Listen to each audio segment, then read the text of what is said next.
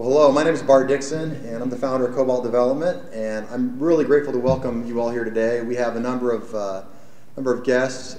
First of all, this is really home for the Oregon State Police, and we're thrilled to have so many members of OSP here today.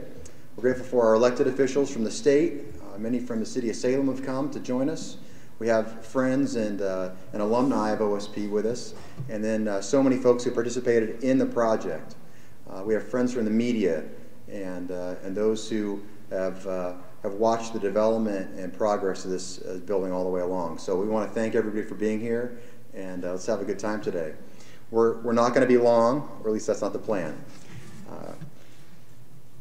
So I'd like to tell a story, and then I'm going to turn it over. What's going to happen? I'm going to introduce a couple of our speakers. It ended up that I spent a lot of time with Rick Willis and Court Dawkin and Shannon Peterson from the State Police, and Dave Gellos, our architect, and Jim Shees of Dalkey Construction. And we spent probably more weeks than we want to admit trying to figure out if we could work it. Poor Liz Beatty from Dash, she kept watching us and shaking her head, wondering if we're ever going to figure out how to get something done. But over time, we figured out that we could do something. And then a large team of people rallied together to make this happen. I will note that we signed a lease for this project in September of 2014, and they started working out in buildings 2 and 3 in April of 2016. So how about a round of applause to our permitting officials, our builders, our designers, our subcontractors, and everybody who did that.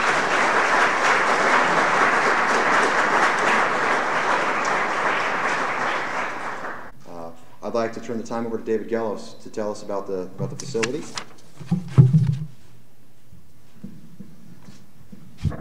Thank you, Bart. It was just yesterday that OSP personnel got to see the facility for the first time, at least most of them for that matter.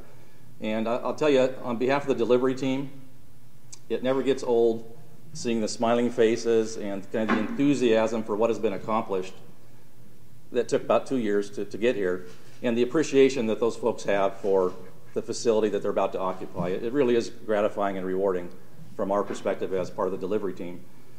There are a few design things I'd like to point out without getting too technical.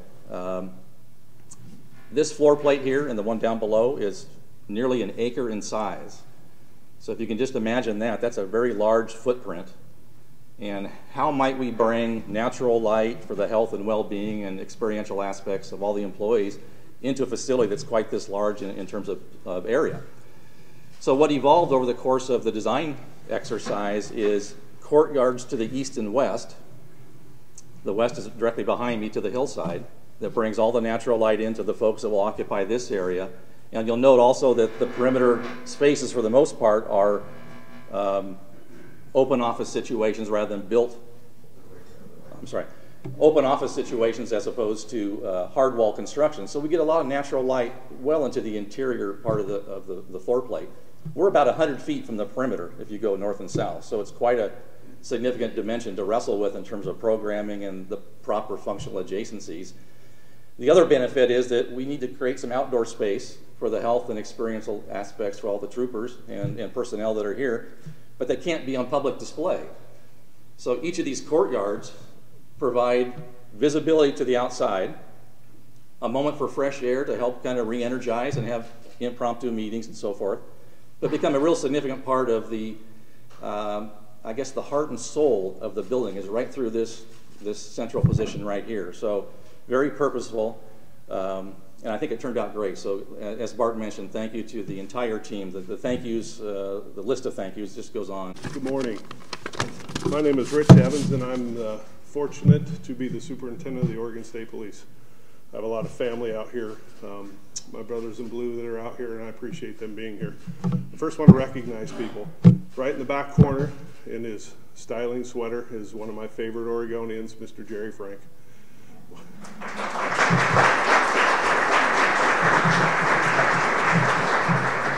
Mr. Frank has to, another engagement, he needs to go sign books, so I wanted to make sure he understood that. And I want to recognize the gentleman next to him, Mr. Dennis Beetham and his wife, and then Tim McLean. And the reason I want to do that is they're part of the Oregon State Police Foundation. And the foundation helps me support troops that have cancer, children that are ill, I have a senior trooper that's been stricken with cancer. It's his third bout, and I was able to provide financial support to him that I wouldn't be able to do, so I wanted to make sure I got it in before Mr. Frank left. And the foundation is always looking for folks to volunteer, and Mr. Frank's your guy if you're interested in that. It's a noble idea. I mean, it's amazing what those folks do for me personally, so I want to thank them.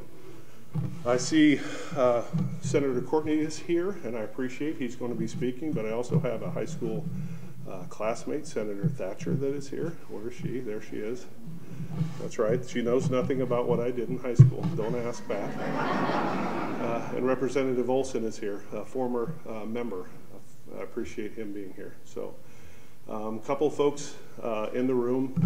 I heard Rick Willis's name mentioned. Court Dockin and Shannon Peterson are our facilities folks that did an exceptional job making this a reality. We've been trying to figure out ways to consolidate, save money, and not ask the legislature for additional resources because it's extremely difficult for them to come up with those resources. So those are my team of folks that made this happen. So I really appreciate that.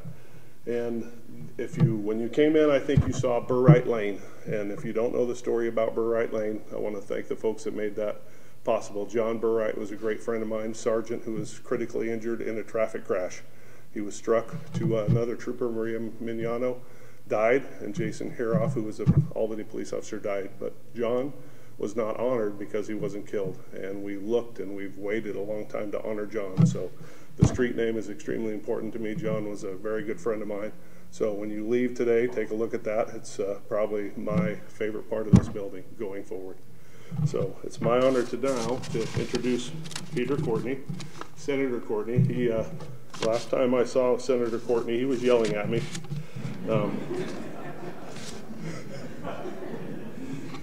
But I still love him. He's laughing because he was. Senator Courtney's a senator that I've got to know as superintendent and deputy superintendent. And he's a guy that I really look up to. He may not, I truly do know that he supports OSP, and I want to welcome Senator Courtney to the podium.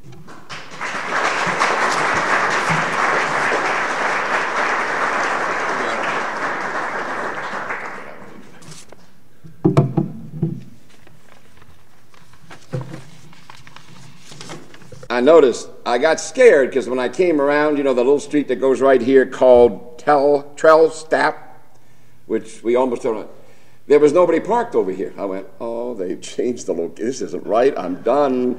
They're afraid of rain. This is a mess. I'm not in the right location because I talked to the deputy last night, Pat Ashmore. He's also leaving. I'm not happy about that either. Let him know that. He said, well, we got this all under control. So I had a start. But I'm going to brag a bit. I learned something from the state police. I learned that you got to show identification to come into a building. So I got my identification. Didn't need it, but that's why if you say, what is that fool wearing this for? Because they taught me that.